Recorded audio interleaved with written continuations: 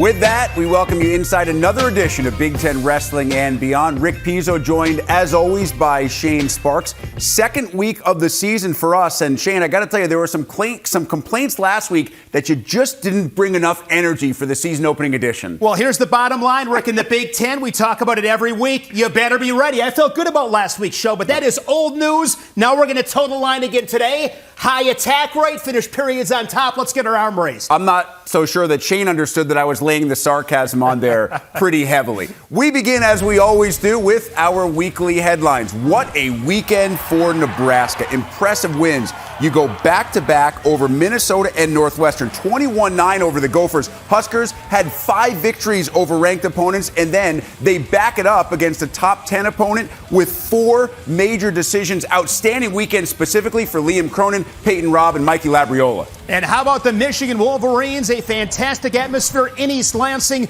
on Friday night. And then they step up inside Cliff Keen Arena. They dominate Wisconsin. They win 8 of 10 matches. Jack Medley at 125 pounds. Cam Amin at 165. 2 critical victories for the Wolverines. High attack rate. Solid third periods. Congratulations, Maize and Blue. More on that Amin victory over Dean Hamity in just a bit. Iowa now wrestling the way that Tom Brands wants his team to wrestle. 64 points in the last 2, including an absolute demolition of Northwestern, 27-9, won 7 of 10 matches, including, of course, the finale by Spencer Lee. Tom Brands says that's how you should end every single duel. The home opener in Columbus inside the Covelli Center. It was Ohio State over Rutgers. Want to throw that first punch? It began at 184 pounds at Caleb Romero with a pin. A really nice win from the true freshman, Jesse Mendez at 133. Sammy Sasso, always reliable. He gets a win. And Patty Gallagher, a close decision at 157. Nice win for Ohio State as they beat Rutgers 27-12. Really feel like we are now off and rolling into the meat of this dual schedule. And I know so much attention is heaped, understandably so, on Penn State and Iowa. But let's give some love to Nebraska. They are solid all the way through the lineup, 1 through 10. And what a great weekend for the Cornhuskers. It was a really good weekend for them. And you look at Nebraska, they lost a lot. Ridge Lovett redshirting. Taylor Vincent, 184 All-American, is gone. 197 Eric Schultz is gone. Christian Lance is gone. But they have done a spectacular job putting in some new faces. I'm really impressed with Brock Hardy at 141 pounds. The spark plug at 125, Liam Cronin. Peyton Robb, number 1 in the country, and one of the toughest guys in the Big Ten, Mikey Labriola at 174. They beat Minnesota on Friday, and then they followed that up again. You got to follow it up. Short memory, consistently performing. Nice win against a solid Northwestern team. Northwestern, the Cornhuskers. Keep in mind, Rick, they were 5th a year ago at the NCAAs, and Mark Manning told me last week he thinks this team is better, and I believe him. I know everybody in this sport is fit, but you look at Nebraska, they are doing something in that workout room because this team has as much stamina as any team, maybe not just in the Big Ten, but in the country. You mentioned Michigan, a really good weekend for the Wolverines. They had to replace some pieces as well, and they really have not missed a beat in doing so. It's great coaching. It starts at the top. Sean Barnett, one of the best coaches, not only in the Big Ten, but in the entire country. And I love this story at 125 pounds with Jack Medley. He wins 2 matches. Cam Amin, 165 pounds, is a loaded weight class. Cam Amin doesn't always get mentioned. He's a Big Ten finalist. He was 4th in the country a year ago. Very good in that top position. Mason Paris at heavyweight. A lot of talent for Michigan. The cupboard nowhere close to being bare, and they're finding their stride right now here in mid-January. Now, we're talking about some known commodities, but what about schools that are trying to get to that elite tier? Join the Penn States, Iowas, Nebraskas, Michigans of the world. Schools like Indiana. How do you do that? You do that by going on an early season dual streak. And I am so happy for Angel Escobedo and the Hoosiers in Bloomington. They're off to a 6-1 start. They're 2-1 in the Big Ten. Rick, it is so tough to win a match in the Big Ten. Last Monday, 16-16 after 10 matches. They beat Maryland on criteria, 17-16. They follow it up on Sunday against Rutgers.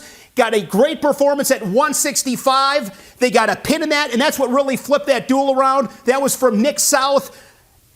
Donnell Washington's a guy at 174. He's looking to make that turn, as is Jacob Bullock at heavyweight. Guys are looking to turn the corner, learning how to win and compete consistently at this level. So you've just mentioned some individuals who were big parts of team competitions. Let's focus now more on specific wrestlers, and we go back to Lincoln and the weekends had by not just Peyton Robb, who we knew would do this coming into the year, but how about Liam Cronin starting off these duels at the lower weight and doing a great job against really good opposition this weekend? He's the guy that starts it off at 125 pounds. He's wrestling All-American Patrick McKee, two-time All-American, gives up the first takedown, but then he got on his offense. He's spectacular on his feet, number of good attacks, quick finishes. He beats McKee 11-6, and then on Sunday, in that duel against Northwestern, he's wrestling Michael DiAugustino, another All-American, and he wins 11-2. A lot of offense. Back-to-back matches against All-Americans, puts up double-digits points. That's a great sign for Liam Cronin and the Cornhuskers. Almost the same thing for Peyton Robb. Now, he had two really tough matches,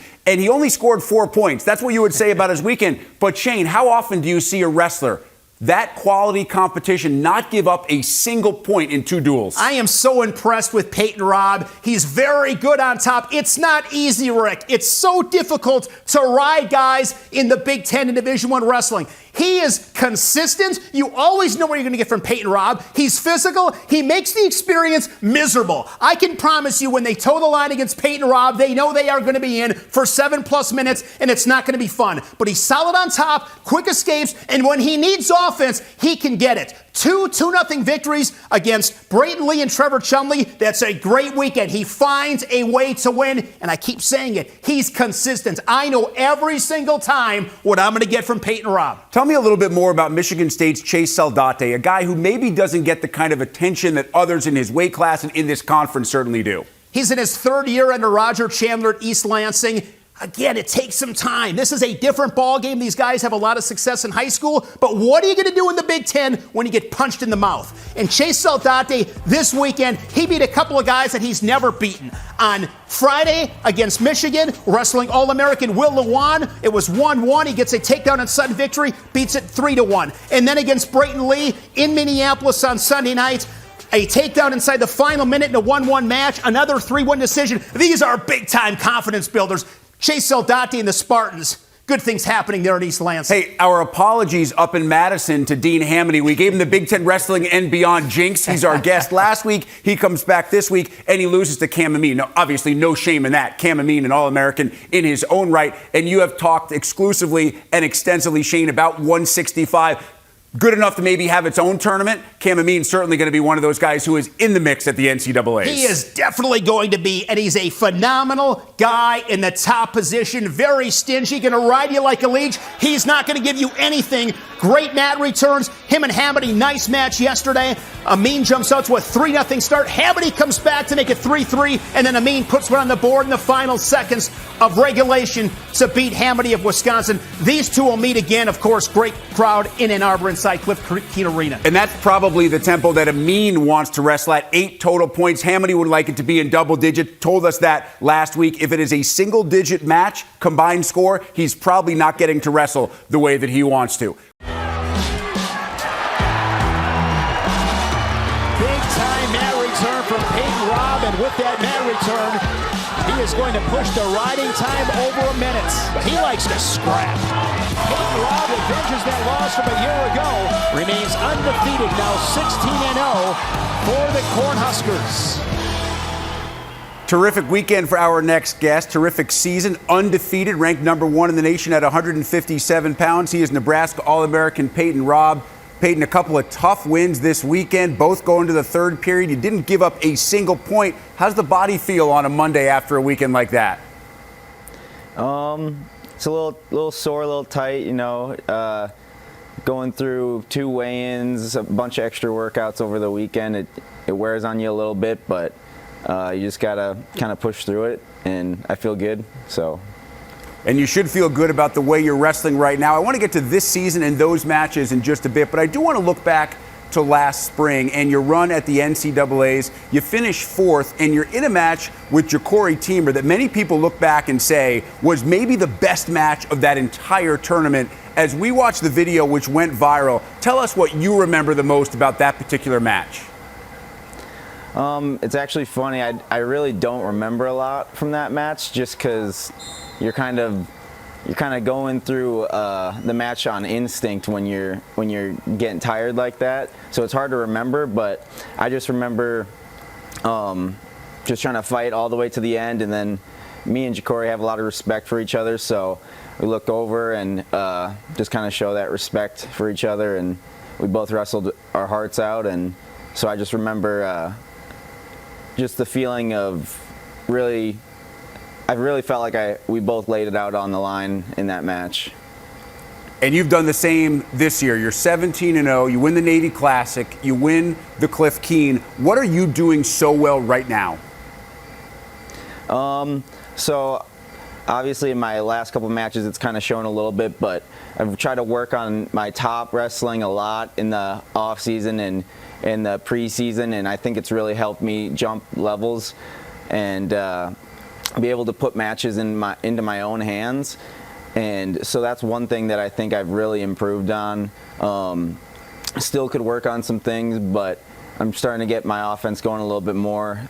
But I think that top wrestling is really what's made me hit my stride and jump levels.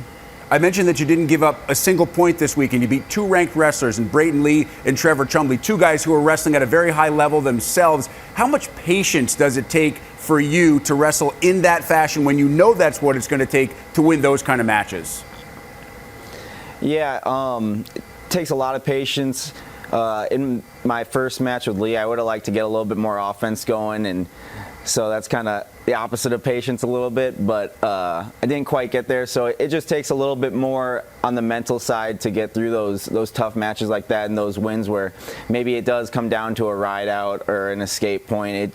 It's a lot on the mental side and just staying focused the entire match when you're not able to get a takedown on the board. I'm sure on Friday, your guys' focus, not just you, but the entire team, was helped by that Devaney crowd. It was electric in that win over Minnesota. Describe for us what that atmosphere is like when you have a team performance like you guys did, knocking off 5 ranked opponents in front of that kind of crowd. Yeah, it was awesome. I mean, we knew we were going to be on Big Ten Network, and we knew we were going to have a big crowd that night. And so just hearing that crowd fueled us the entire night, and we went in knowing, let's go wrestle like we can. Let's go put on a show. Let's go attack and compete our hardest. And it was awesome to see that whole crowd and be able to talk to everybody after and sign posters and all that. It was a great night, and we all had fun having that big crowd there.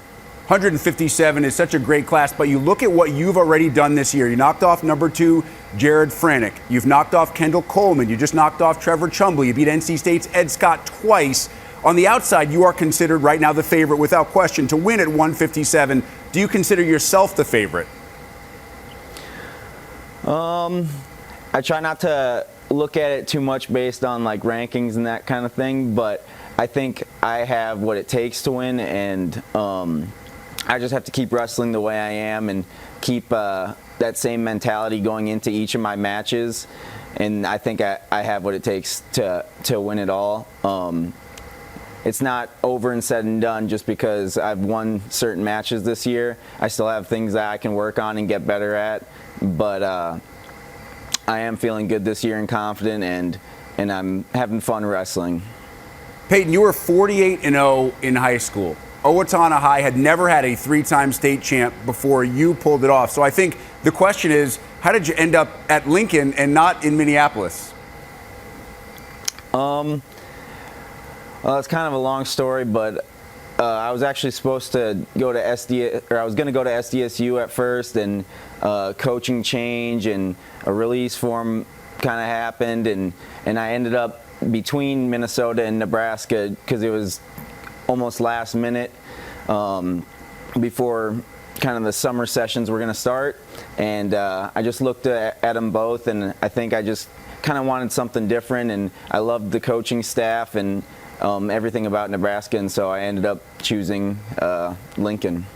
Well, there's no question that Coach Manning is certainly happy that you did. That crowd as well and your teammates. Been a terrific run for the Huskers so far and for our guest, Peyton Robb. Peyton, we appreciate the time. Best of luck the rest of the way. Stay healthy. Can't wait to see you at the Big Tens and the NCAAs. I appreciate it. Thank you. You better be tough. A new segment this season called Tough Wrestling. I love this segment. It fires me up. I'm in a full ladder right now. Heart's beating. I love it. You never, ever give away those cheap points. Wrestle tough. Stay on top. My favorite time of the week to showcase tough wrestling. Want to hear from you. Full slate next weekend. Hit us up on social media. Hashtag B1G Tough Wrestling. Let's get right to it. We start inside the Covelli Center. Jesse Mendez, evenly ranked matchup inside of a minute in that first period, gets the takedown, and you got to get greedy. He gets the ride out. Second period, now a couple of mat returns. Again, that's how you win these tough matches. You cannot give an inch. You can't give away free points, and I love this from Mendez. A lot of guys would have taken the escape, but he goes right back into the legs. Good awareness on the edge. He gets the takedown. He wins it. Jesse Mendez, tough wrestling. This was fantastic. Isaiah Salazar, this is a 2-2 situation. He fell behind 4-0, comes back. This takedown ties it up at 4, and then quickly Pinto goes back in front 6-4. So Salazar is down by 2 off this restart, about 20 seconds left. So critical to get that quick escape, and then he's looking for the win right here on the edge. Gets that single leg of Pinto. Time running down,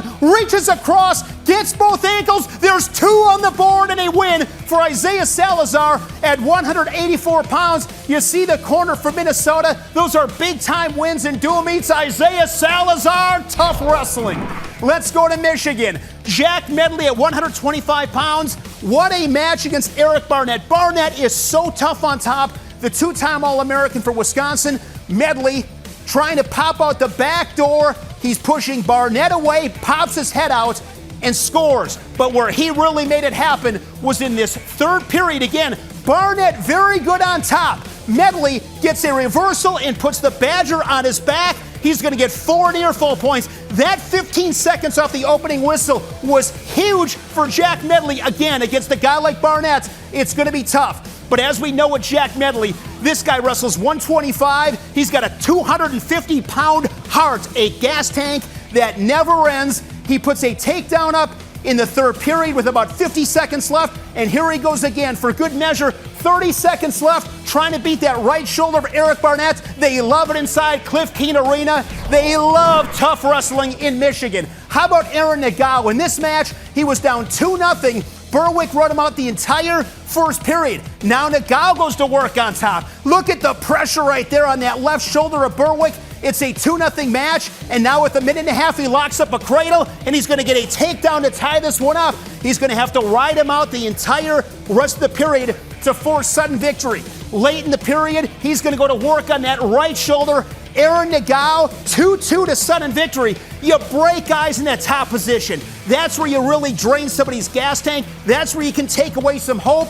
He's going to win this scramble early in sudden victory. He had plenty of gas in the tank, drives through, gets the takedown. Aaron Nagao with the win. That's tough wrestling. But maybe the mayor of Tough Wrestling City, Peyton Robb of Nebraska. Last year he lost 4-0 to Brayton Lee in this dual meet. He knows his path to victory in these tough matches. You find a way to escape, and that's what he did in the second period. And now he's going to beat Brayton Lee in the third period. A couple of mat returns. He's really put an emphasis on his top game. And then on Sunday against Trevor Chumbley, Chumbley will take bottom in the second period. Robb again, much like he did against Brayton Lee, he will ride him out for the entire second period. Couple of good mat returns, really good tough riding. Again, he doesn't give you anything, and he wins 2-0. Peyton Robb, that is tough wrestling. And here's a bonus. We got to show you this with Lenny Pinto. You say mat returns aren't worth any points?